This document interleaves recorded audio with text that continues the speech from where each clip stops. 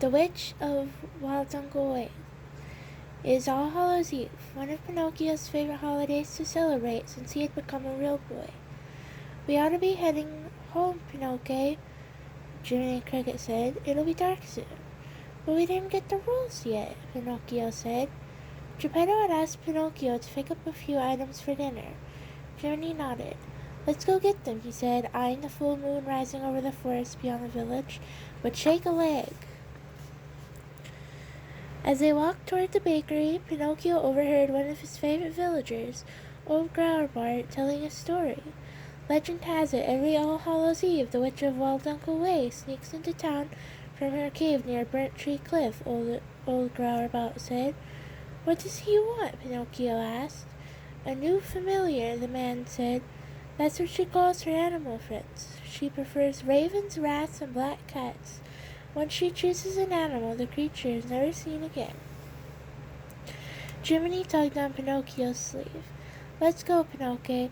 The baker will be closing his shop soon. Pinocchio followed Jiminy. A few minutes later, rules in hand, the pair started for home.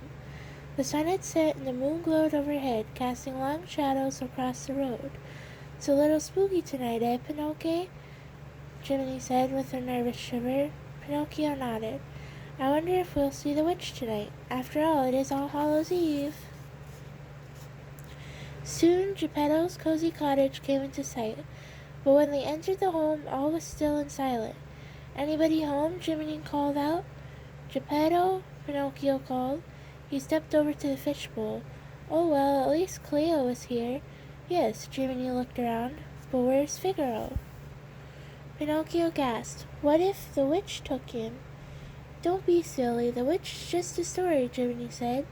But old Grauerbart said the witch likes black cats, Pinocchio cried, and Figaro is mostly black. What if she stole him away? Why, we might never see him again. Jiminy gulped. What if Pinocchio was right? What if the witch was real and she'd stolen their friend? They had to get Figaro back.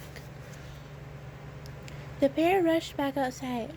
The forest looked darker and scarier than ever. Pinocchio was frightened, but he was sure that Figaro had to be even more terrified. We have to go to the cave near Burnt Tree Cliff, Pinocchio said, peering at a peak rising over the trees in the moonlight. It looked very far away. Pinocchio led the way down a twisting trail.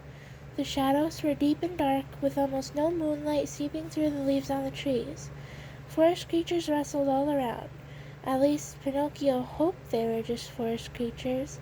Ah! Jiminy yelled as something leaped out in front of them. Witch! Pinocchio shouted. But it wasn't a witch. It was only a deer. Pinocchio breathed a sigh of relief. I think we scared him more than he scared us, he said. Pinocchio and Jiminy tiptoed onward, following the trail as it twisted ever deeper in the woods. They were passing beneath a broad old oak when something overhead let out a ghastly "Hoo!" Terrified, Jiminy leaped into Pinocchio's pocket. But it was just an owl. Jiminy chuckled and climbed out of Pinocchio's pocket. Look, he said a short time later, pointing with his umbrella. There's Burnt Tree Cliff right there. Sure enough, the cliff rose out of the forest and just ahead. A single twisted tree stood silhouetted against the night sky.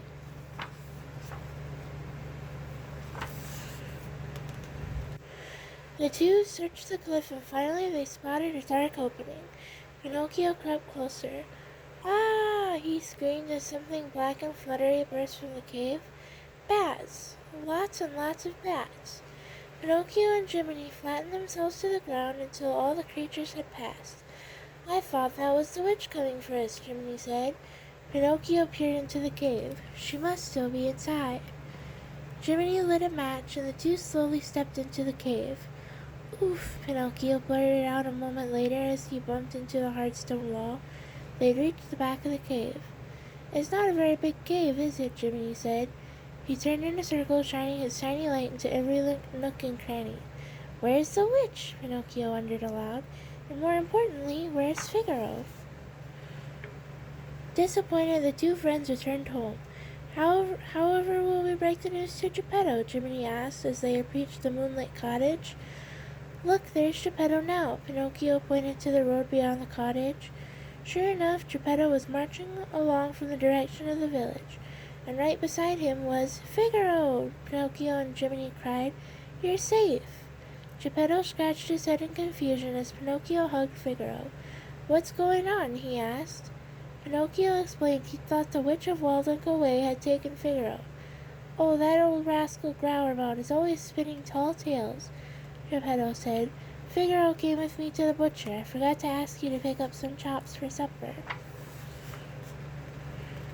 Jiminy nudged Pinocchio with his umbrella.